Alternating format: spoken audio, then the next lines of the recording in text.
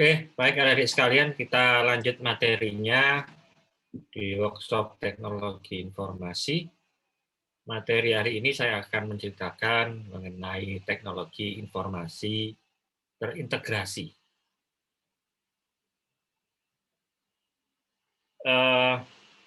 Tentunya kita tahu bahwa saat ini kita masuk ke era industri 4, 4.0, di mana tahapan-tahapan revolusi industri itu bisa kita lihat di gambar tersebut, ya, di mana di era tahun 1800-an itu adalah revolusi industri yang pertama, di mana ditemukan mesin uap pertama kali yang mendorong munculnya kapal uap, kereta api, dan lain sebagainya, ya. Kemudian selang beberapa tahun berikutnya, ya, sekitar 100 tahun, ya. 100 tahun, betul. Itu muncullah revolusi industri yang kedua. Ya, revolusi industri yang kedua itu ditandai dengan adanya penemuan listrik dan assembly line yang meningkatkan produksi barang. Kemudian di pertengahan, ya, di pertengahan tahun antara 1900 sampai dengan tahun 2000, ya, kira-kira saya boleh katakan itu di era tahun 1990-an, ya, itu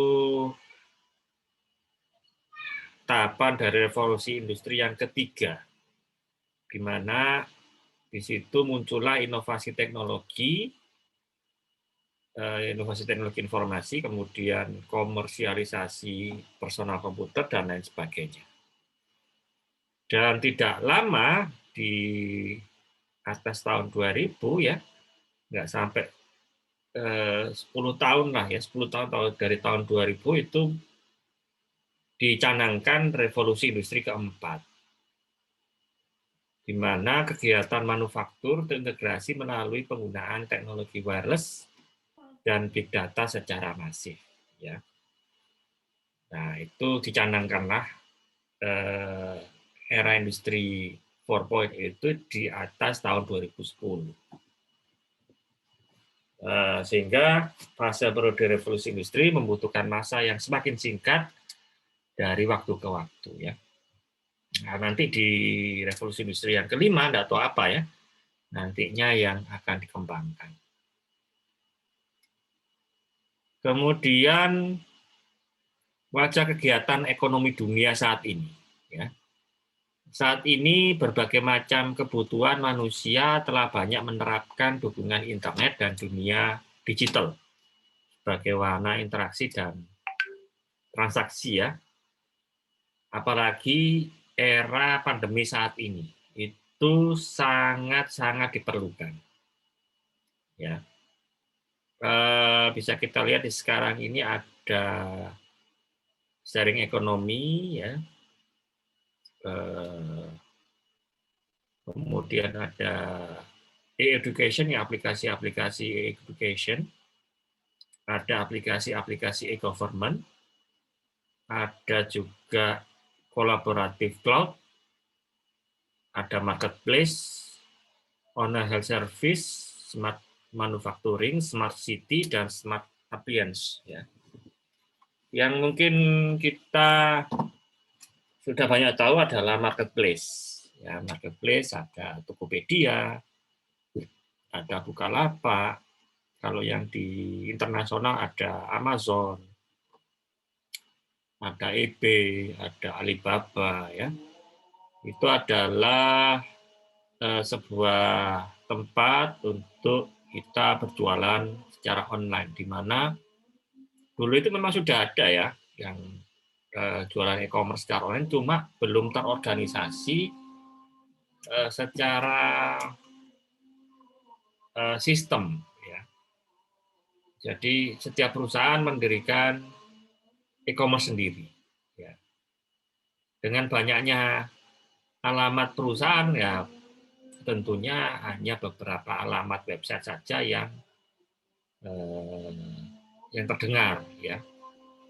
Nah, muncullah ide bagaimana menyatukan semua e-commerce. Ya, dijadikan satu wadah, maka muncullah marketplace saat ini. Di mana sebenarnya marketplace sendiri itu banyak sebetulnya. Tapi ya tentu saja ada persaingan, ya, di mana yang kuat, yang besar itu akan terus bertahan, dan tentunya ada inovasi-inovasi di dalamnya. Ya. Inovasinya apa kalau marketplace? Yaitu biasanya apa yang disukai? Diskon. Diskon atau cashback biasanya. Lalu free ongkir.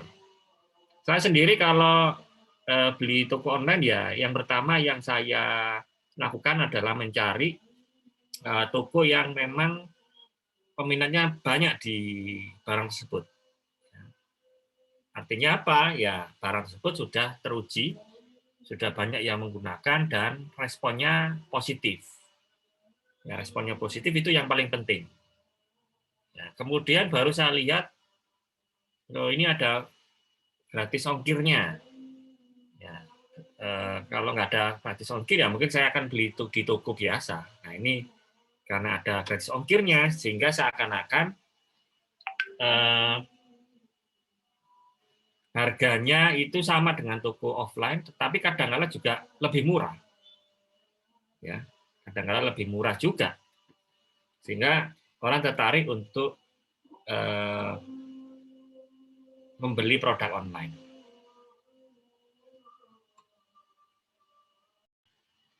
Kemudian e-education, ya, e-education seperti halnya kita saat ini melakukan Vkon, ya, muncullah beberapa perusahaan-perusahaan yang sebelumnya tidak kita dengar pada waktu sebelum pandemi. Contohnya adalah Zoom ini, ya. Zoom ini saya juga baru tahu setelah adanya pandemi. Biasanya ya pakai Google Meet gitu, ya. Google Meet ataupun Big Blue Button biasanya. Kemudian ada lagi yang smart appliance, ya. Contohnya kalau itu smart appliance sudah terkoneksi ke HP, ya, terkoneksi ke sebuah alat. Ya, ke sebuah alat, jadi kita bisa mengontrol alat yang ada, ya. Kalau sekarang ini namanya IoT, ya, IoT, Internet of Things, ya, itu masuk ke smart appliance itu, ya. Jadi kita bisa mengontrol alat dengan jarak jauh, ya. Contohnya adalah kita bisa merekam kejadian yang ada di rumah, ya, dan menggunakan CCTV, atau kita bisa memonitor listrik, penggunaan listrik di rumah, ya, kita bisa on off juga. Nah, itu bisa kita menggunakan itu juga, ya, smart appliance ini. Kemudian yang belum ada itu yang e-transportation, ya. E-transportation juga nanti selain e-transportation juga ada beberapa fitur di dalamnya, ya, seperti halnya Gojek, ya. Nah, itu adalah masuk dalam golongan tersebut, ya, di mana dulu memang tidak terbersit, ya, bahwa pengantaran ojek itu bisa di-online-kan. Ya, dulu belum pernah terbersit seperti itu, gitu, ya. Gimana prosedurnya? Kalau dulu kan telepon, gitu, ya. Telepon baru datang. Nah, kemudian untuk menyaingi itu, nah diciptakanlah Gojek itu, ya. Tapi dengan diskon, ya diskon yang lumayan banyak pada waktu pertama kali diluncurkan itu kan gila-gilaan harganya. Jarak 10 km mungkin hanya 1.000 2.000 gitu ya. Ojek gitu ya. Padahal ojek biasanya itu bisa sampai 10.000 ke atas. Untuk jarak 10 km misalnya. Nah, luar biasanya adalah ojek online itu didukung oleh kapitalisasi yang besar.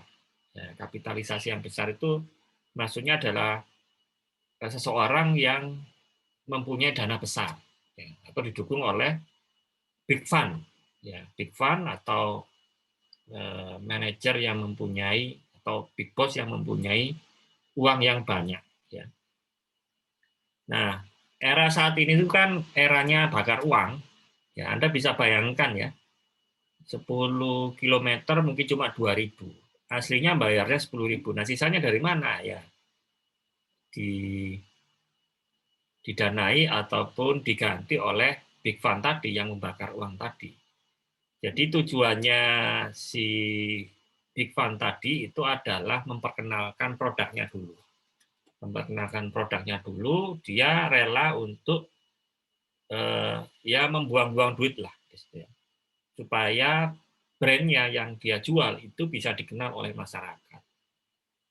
Nah, harapannya adalah ketika sudah dikenal dan masyarakat itu sudah merasa bahwa transportasi ojek online itu sudah sangat dibutuhkan, maka lama-kelamaan nanti ya si Big Fund tadi akan ya mengurangilah subsidinya ya, tapi tidak dikurangi total. Tujuannya itu ada maksud yang lain ya.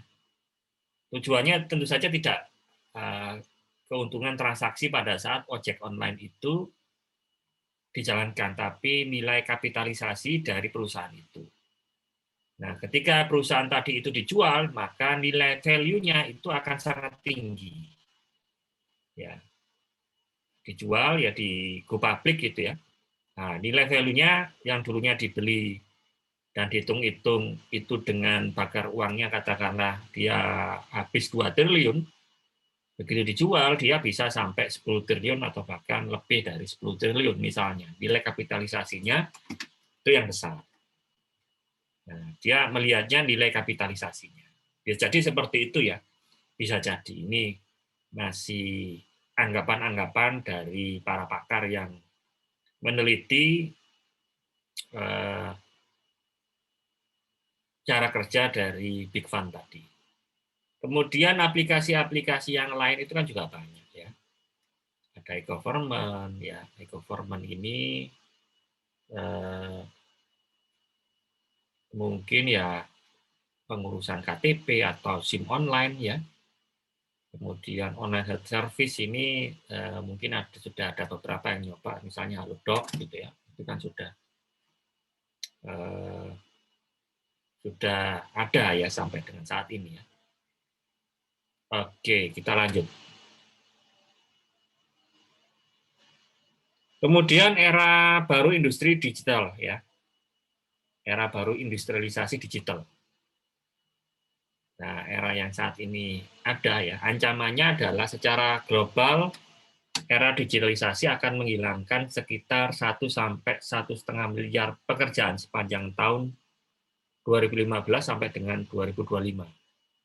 Karena digantikannya posisi manusia dengan mesin secara otomatis. Ya, jadi kalau semuanya mesin dan tentunya itu menghilangkan posisi manusia, maka mau nggak mau ya akan terjadi sebuah era di mana akan hilangnya pekerjaan 1 sampai 1,5 miliar. Tetapi itu juga akan melihat ya, perusahaan juga akan melihat kalau semuanya itu full mesin ya, semua pabrik full mesin, nggak ada manusia, kemudian tentunya manusia kan tidak punya pendapatan. Nah, kalau manusia nggak punya pendapatan, mau beli produknya si pabrik tadi itu bagaimana? Ya, tentunya nggak bisa juga seperti itu. Artinya eh, era seperti ini juga nggak bisa langsung diimplementasikan ya, pasti ada untung ruginya. Secara ekonomi ada sisi untung dan ruginya.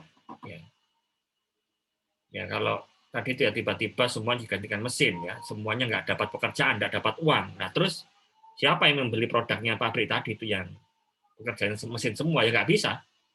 Ekonomi nggak akan bisa berjalan. Ya, ekonomi nggak akan bisa berjalan sehingga model seperti itu ya tentunya tidak akan langsung diterapkan oleh semua perusahaan ya pelan-pelan gitu. Nggak semuanya yang memanfaatkan era digital karena pasti ada efeknya ya pasti ada efeknya.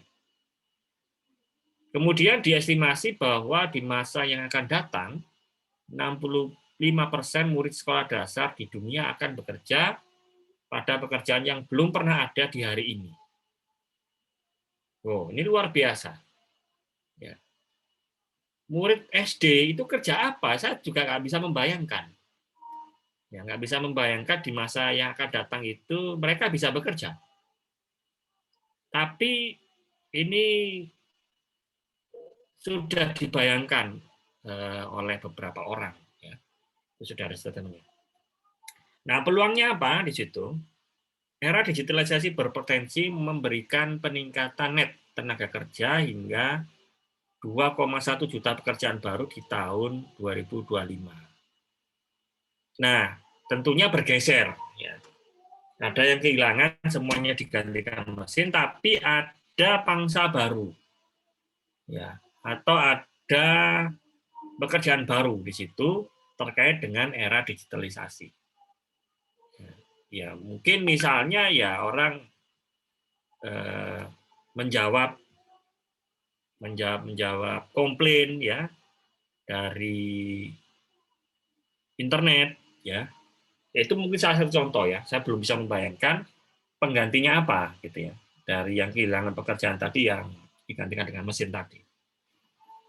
Kemudian terdapat potensi pengurangan emisi karbon kira-kira 26 miliar metrik ton dari 3 industri ya, elektronik, logistik, otomotif dari tahun 2015 sampai dengan tahun 2025. Tahun 2025 kan nggak lama ya, sekitar 4 tahun lagi. Kalau saya perhatikan itu dunia otomotif saja lah. Ya, dunia otomotif ini kan sudah mulai bergeser ya dari eranya menggunakan bahan bakar minyak itu akan digantikan dengan listrik. Energi listrik dan tentunya energi listrik ini secara pengurangan emisi karbon itu sudah dapat dihitung ya atau sudah lumayan pengurangannya. Itu otomotif ya. Kalau yang lain ya tentu saja ada contoh yang lain. Ya. Ini peluang yang diberikan. Kemudian gejala-gejala transformasi di Indonesia ya, seperti yang saya ceritakan tadi ya. Saat ini beberapa jenis model bisnis dan pekerjaan di Indonesia sudah terkena dampak dari arus era digitalisasi. Toko konvensional yang ada sudah mulai tergantikan dengan model bisnis marketplace. Dan era pandemi saat ini menjadi era yang booming bagi toko online. Bukalapak, Tokopedia, dan beberapa toko online yang lain ini secara penjualannya itu pasti meningkat. Dan juga kurir ya, jasa kurir dan transportasi, itu transportasi online tentunya juga meningkat. Ya. Tapi kalau yang transportasi di era pandemi ini itu walaupun yang online itu juga menurun ya karena orang kan jarang berpergian. Tapi yang jualan online itu dan kurir online Nah, itu meningkat pendapatannya ya, di era pandemi ini. Kemudian itu ya, taksi atau ojek tradisional, posisinya sudah mulai tergeserkan dengan moda-moda berbasis online. Nah, saat ini ya, kalau dulu itu taksi Bluebird itu banyak yang dicari karena dia presisi ya, nggak nakalan lah istilahnya, nggak curang dibandingkan dengan taksi yang lain, sehingga Bluebird itu banyak dicari ya kalau orang bepergian naik taksi. Nah, eranya berubah, ojek online itu ada, muncullah Gojek, Grab, dan Uber. Tarifnya lebih murah, ya tentu saja orang akan mencari harga yang lebih murah, itu wajar. Ya. Persaingan usaha seperti itu akan pasti terjadi, ya akan pasti terjadi. Namun ini di luar nalar lah istilahnya. Bagaimana bisa yang seharusnya itu 10 km tadi itu dengan uang bensin saja itu sudah separuhnya lah. Separuh misalnya 10.000 tadi ya dalam jarak 10 km itu mestinya ongkosnya secara hitung-hitungan itu 5.000. Itu pun ya istilahnya impas lah ya. Tapi ini dia bisa jualan 2.000 katakan. Nah, itu kan nggak wajar sebetulnya. Sehingga kalau yang menaiki atau sebagai penumpang ya nggak mau tahu ya, pokoknya saya bisa ke satu titik ke titik yang lain dengan cara yang murah. Nah, saya nggak peduli harganya berapa. Dan itu yang terjadi ya. User tidak melihat di dalamnya itu apa sebenarnya proses bisnisnya. Sehingga yang saat ini yang sistemnya yang tradisional itu mulai tergeser. Ya pasti nggak laku. Ya, orang pasti akan mencari transportasi yang murah dan nyaman, ya. Nyaman dan aman. Ya, itu yang dicari. Pokoknya nyaman dan aman ya sampai di tujuan dengan jelas gitu ya. Nah, orang akan mencari itu. Ya, tentu saja yang taksi tradisional itu akan tergeser. Sehingga ikut-ikutan kan sekarang taksi itu juga ikut-ikutan masuk ke dalam sistemnya si Gojek online itu. Ya. Nah, karena persaingannya tidak sehat tadi itu, ya ini akan mematikan sebuah perusahaan yang lain ya, dan pemerintah ikut campur. Ya, menengahi bahwa ada batas bawah untuk harga ojek online supaya tidak mematikan yang lain. Ya, istilahnya persaingan yang wajar lah ya, persaingan yang wajar. Harga turun pun ya jangan turun drastis, tetapi itu terjadi ya. Nah, sehingga ada beberapa permasalahan yang timbul akibat dari persaingan usaha yang tidak sehat. Kemudian skill yang dibutuhkan di industri masa depan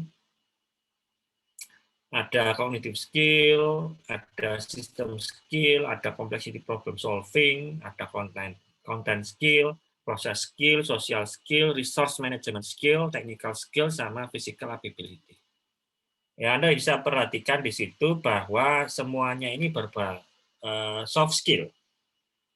Ya, jarang ada yang hard skill. Ya, tapi tentunya sih hard skill masih ada. Ya. Tentunya masih ada, cuma secara kuantitas itu masih kalah dengan yang soft skill. Nah, itu kan porsinya yang physical skill sendiri itu masih 4%. Ya. Itu demand di tahun 2020 saat ini. Ya. Yang terbesar di situ adalah complex problem solving. Itu kemampuan untuk memecahkan masalah yang asing dan belum diketahui solusinya di dalam dunia nyata. Ini yang sangat susah menurut saya. Kita nggak pernah mengalaminya, tapi kita harus bisa memecahkan masalah. Itu masuk ke kompleks problem solving yang paling tinggi. Diikuti dengan social skill, process skill, system skill, dan cognitive ability.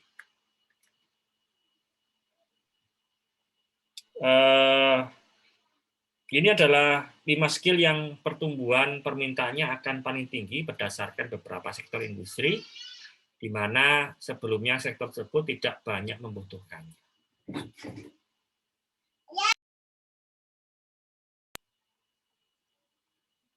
Oke, kita lanjut.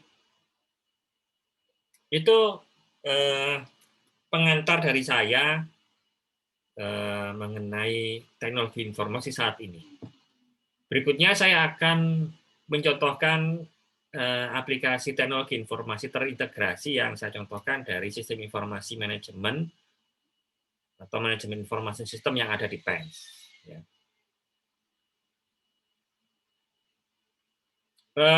Kita lihat bahwa sistem informasi itu kan isinya adalah mencoba untuk mengolah data menjadi sesuatu yang lebih berguna bagi user. Nah, tentunya sistem informasi sendiri itu kan terdiri atas informasi. Nah, informasi sendiri itu terdiri atas data, ya, data teks terformat ataupun gambar, suara, dan video itu adalah data. Diolah menjadi sebuah informasi yang bermakna. Kalau kita hanya mendapatkan data informasi mentan, maka kita tidak tahu apa informasi yang atau data yang dimaksud. Dengan data yang diolah sehingga kita bisa tahu, maksudnya ya kita akan nanti bisa tahu maksud dari pengolahan data tadi. Kemudian tentunya usernya adalah orang. Ya. Orang yang memasukkan, memproses, dan menggunakan data. Ya, jadi people atau orang itu yang sebagai sumber informasinya, dan dia juga menikmati sumber informasi tadi itu. Ya, dari orang ke orang, dari people to people. Ya, karena tanpa adanya campur tangan dari manusia, ya segala teknologi yang kita kembangkan itu tidak akan ada manfaatnya. Ya. Jadi yang operate juga tetap manusia. Ya, karena yang membuat manusia, yang menciptakan manusia, dan dia tahu kebutuhan alat yang diciptakan ini untuk apa. Nah, itu kan juga untuk kebutuhan manusia. Kemudian butuh perangkat keras dan perangkat lunak untuk memproses data. Oke. Kemudian definisi sistem informasi dari tahun ke tahun menurut Alter, Bornat, dan Gelias Oram, ya. Kalau yang menurut Alter itu adalah sistem informasi adalah kombinasi antara prosedur, informasi orang, dan teknologi informasi yang diorganisasikan untuk mencapai tujuan dalam sebuah organisasi. Teknologi informasinya itu adalah support ke dalam sistem informasi. Ya, nanti bisa kita lihat teknologi informasi itu apa saja. Nah, sistem informasi adalah kumpulan perangkat keras dan perangkat lunak yang dirancang untuk mentransformasikan data ke dalam bentuk informasi yang berguna. Itu menurut Bonner. Menurut Gelnas, sistem informasi adalah suatu sistem buatan manusia yang secara umum terdiri atas kumpulan komponen berbasis komputer dan manual yang dibuat untuk menghimpun, menyimpan, dan mengelola data serta menyediakan informasi kepada para pemakai. Ya. Itu definisi dari sistem informasi manajemen. Oh, ternyata ada lagi ya, menurut H, menurut Urban, dan menurut Wilkinson. Anda bisa telah sendiri. Tapi intinya itu. Nah, contoh sistem informasi manajemen yang kita tahu adalah sistem reservasi pesawat terbang, sistem reservasi kereta api, ya, sistem reservasi tiket bioskop dan lain sebagainya, ya itu sudah umum sekarang. Kemudian ada contoh lagi sistem untuk menangani penjualan kredit kendaraan bermotor. Ya, jadi mungkin di dalamnya ada kalkulasi, simulasi kalkulasi kredit. Nah, itu bisa dicek pinjam kredit apa mau beli kendaraan bermotor apa. Nah, kemudian nanti ada bunga yang sudah diset oleh bank. dan kita bisa melakukan perhitungan kalkulasi berapa cicilan per bulannya, ya, dan seterusnya. Nah, kemudian sistem biometrik. Nah, sistem biometrik di sini ada IoT-nya, yaitu sistem fingerprint-nya. Ya. Jadi kita melakukan presensi di sebuah alat, kemudian deteksi ini siapa, pemilik jarinya siapa. Nah, itu dikenali oleh sistem biometrik. Nah, teknologi informasinya itu apa sih di dalam contoh-contoh ini? Ya tentu saja adalah perangkat komputer. Ya, perangkat komputer. Ya, perangkat komputer itu sudah pasti ya di dalam sebuah sistem informasi digital itu kan pasti ada komputer di dalamnya. Ya, jadi sistem komputer itu wajib ada di dalam teknologi informasi. Kemudian teknologi informasi yang lain contohnya adalah fingerprint ini. Nah, fingerprint sendiri itu kan ragamnya banyak. Ya, ragamnya banyak. Ada fingerprint yang dilengkapi dengan keypad ataupun fingerprint yang dilengkapi dengan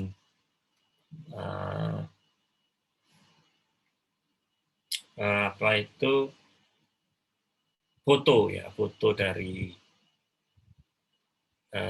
penggunanya. Ya. Ada lagi deteksi biometrik itu dengan menggunakan jari, ya, pola jari atau pola tangan, kemudian wajah, kemudian retina, ya, yang mana yang menunjukkan ciri khas dari orang tersebut dan menggunakan anggota tubuh. Itu sistem biometrik. Ya, teknologi informasinya selain komputer ya alat fingerprint ini. Nah, kalau saat ini alat-alat fingerprint itu sudah dilengkapi dengan pencatatan ke database. Ya, pencatatan ke database, Anda tinggal mengolah dari sistem database itu Anda olah ke dalam sistem informasi. Ya, daripada Anda membuat langsung mencari data ke dalam fingerprint-nya, nah biasanya produsennya sudah menyiapkan data mentahannya ke dalam sistem database yang dia sediakan. Nah, kita tinggal menarik, kita olah lebih lanjut. Nah, kemudian contoh yang lain adalah sistem POS, point of sale. Kasir itu ya, kasir di supermarket ataupun di toko ya. Itu kan pasti ada point of sale, bagian kasir yang menerima data pembelian peralatan ataupun barang yang dijual. Nah, itu biasanya untuk mempercepat pengecekan terhadap barang apa yang terbeli itu biasanya ada alat scan barcode. Ya, scan barcode, ada alatnya gitu yang nembak ke itunya ya, nembak ke barcode-nya, kemudian terbaca berapa. Nah, itu pakai alat barcode. Kadang-kadang sekarang ini sudah ada pendeteksian barcode dengan menggunakan kamera yang Anda punyai, kamera HP itu juga sudah bisa. Ya. Nanti kita akan pelajari itu juga. Kemudian sistem telemetri atau pembacaan jarak jauh. Telemetri misalnya saja kita bisa membaca berapa sih total pemakaian listrik, ya, tapi itu masih jarang. Ya, masih jarang, tapi ada ya. Jadi ada meteran-meteran itu yang bisa dibaca secara online. Ya. Habisnya saat ini itu berapa, itu bisa terbaca. Cuma itu memang khusus meterannya. Jadi kalau seluruh Indonesia diganti ya tentu saja PLN harus menanggung biayanya. Ya. Kemudian sistem berbasis kartu cerdas atau smart card. Nah ini mungkin kalau Anda mungkin sudah pernah kuliah di PEN ya kan pakai smart card itu. Nah ini bisa dilakukan. Ya. Jadi pakai smart card, Di dalamnya itu ada datanya. Datanya macam-macam di dalamnya yang bisa kita tarik. Ya. Kita masukkan ke dalam sistem dan di dalamnya di situ ya ada alamat-alamat lah di dalamnya chip tadi itu. Kemudian nantinya kita taruh datanya di alamat mana. Kemudian alat pembacanya tadi itu secara default dia membaca di alamat berapa. Ya. Nah, itu kita sudah pernah menggunakan smart card. Ini teknologi informasi yang lain. Kemudian sistem yang dipasang pada tempat-tempat publik yang memungkinkan seseorang mendapatkan informasi seperti hotel, tempat pariwisata, pertokoan, dan lain sebagainya. Lalu sistem layanan akademis berbasis web dan pertukaran data elektronik, interchange EDI, atau e-government, sistem informasi layanan pemerintahan yang berbasis internet. Nah, kalau sistem informasi manajemen itu kan sudah, ya kita sudah tahu lah gitu ya, Anda juga sudah banyak tugas-tugas yang diberikan dosen Anda terkait dengan sistem informasi manajemen. Nah, kalau yang sistem pertukaran data elektronik ini data interchange, ini misalnya adalah sistem web service dari satu sistem ke sistem yang lain. Misalnya data pembayaran. Data pembayaran itu bagaimana kita bisa mengetahui secara online Anda sudah membayar uang SPP itu bagaimana? Nah, itu tentunya ada proses pertukaran data elektronik, di mana satu sistem itu sistemnya PENS dengan sistemnya bank. Bila mana ada permintaan tagihan itu, maka di servernya bank itu akan menghubungi servernya PENS. Servernya PENS memberikan informasi ke servernya bank, tagihannya berapa, setelah oke baru melakukan pembayaran, dan sistem yang ada di bank, servernya PEN, bila mana ada pembayaran. Nah, ini sistem pertukaran data elektronik. Ya.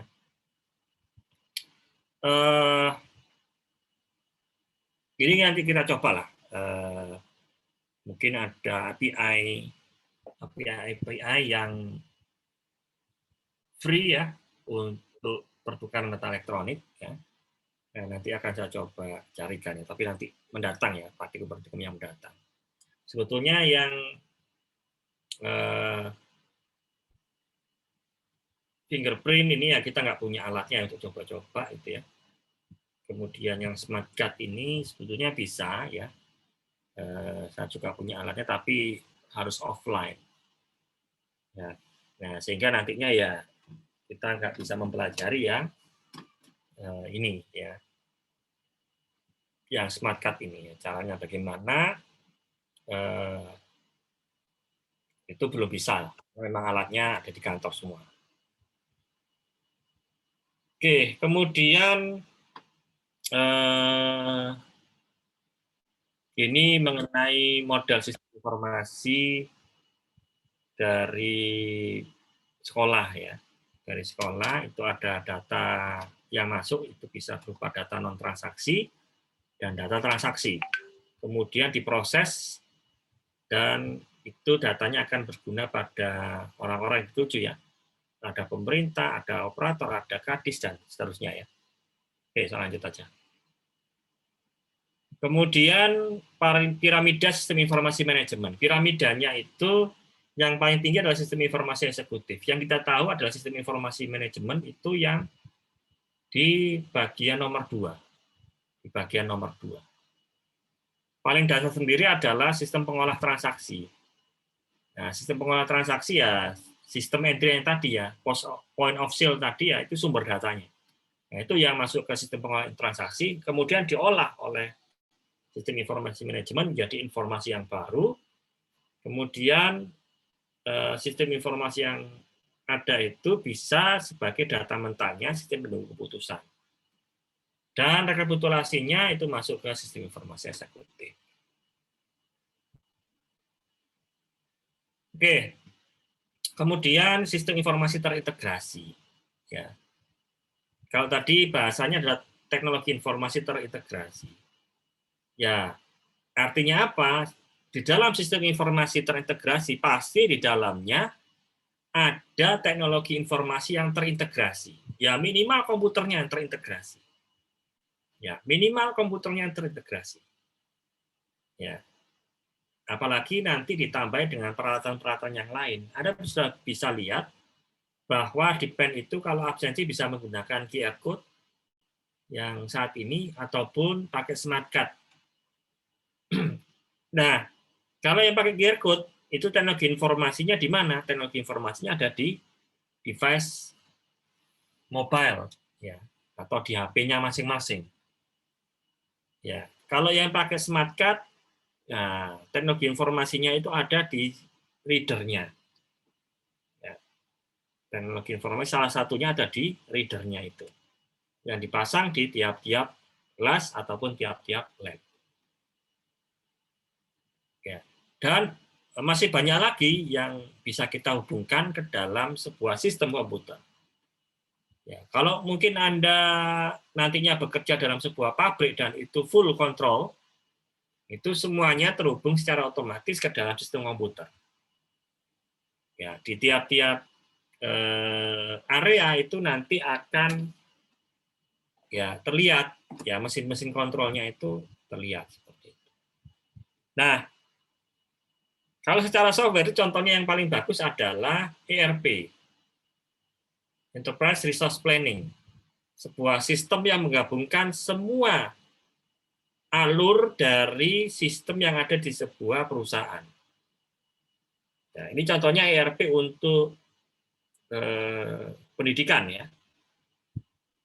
Di dalamnya mulai dari pendaftaran mahasiswa, kemudian administrasi sekretariat dan penilaian, ada dosen, ada marketing, ada payroll, ada accounting, ya, ada customer mahasiswa, itu semuanya integrated jadi satu. Dan itu dinamakan ERP. Ya, ERP ini adalah semua kesatuan aplikasi dihubungkan menjadi satu kesatuan. Dan kita di PEN itu sudah menerapkan ERP. Ya.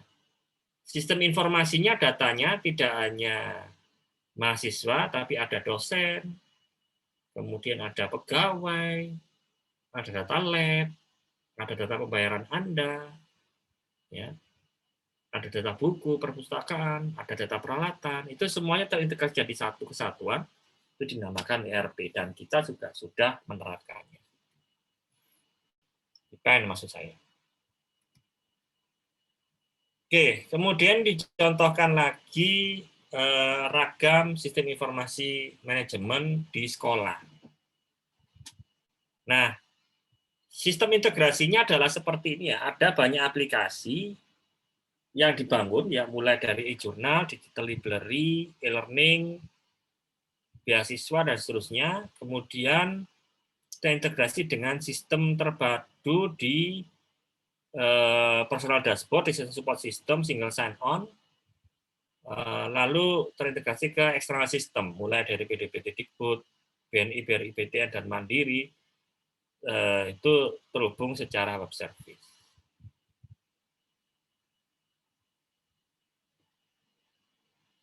Nah, sistem informasi akademiknya PEN itu sendiri itu ada beberapa modul ya.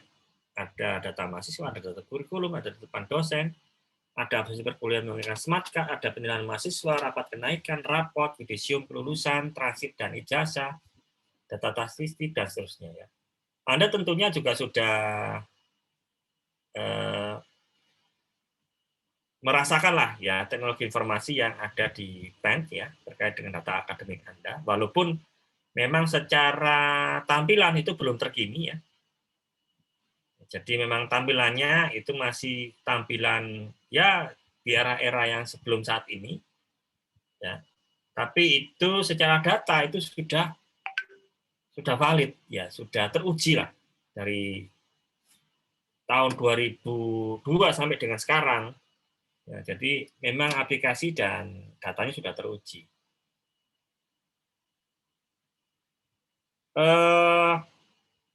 Saya tidak mendemokan aplikasinya, yang jelas Anda sudah merasakan bagaimana sih aplikasi sistem informasi akademik yang Anda punyai ya, secara fitur ya, itu mungkin juga menurut Anda mungkin nggak lengkap gitu ya. Tapi kita berusaha untuk melayani semua bagian unit yang memang ingin mendigitalisasi datanya. Sehingga memang ya harus balance lah ya. Jadi kalau kita mengurusi sebuah aplikasi itu jangan sampai ada sebuah unit atau bagian yang tidak merasakan manfaat dari teknologi informasi atau sistem informasi. Kemudian di PEN sendiri ada sistem informasi kepegawaian, terdiri atas data dosen, data pegawai, absensi dosen, pakai fingerprint, ya, aplikasi PHK, Tukin, data statistik, dan lain sebagainya. Ada lagi sistem informasi keuangan, ada aplikasi pengajian dosen, peminjaman uang, summary income, pembayaran SPP dengan bank, data sensitif, dan lain sebagainya. Dan sistem informasi yang lainnya yang dimiliki oleh PEN, misalnya sistem informasi perpustakaan, ada pendaftaran mata online, ada pelaporan ke feeder Dikti, dan penyerapan anggaran. Oke, baik adik-adik sekalian, itu adalah sedikit cerita mengenai teknologi informasi terintegrasi.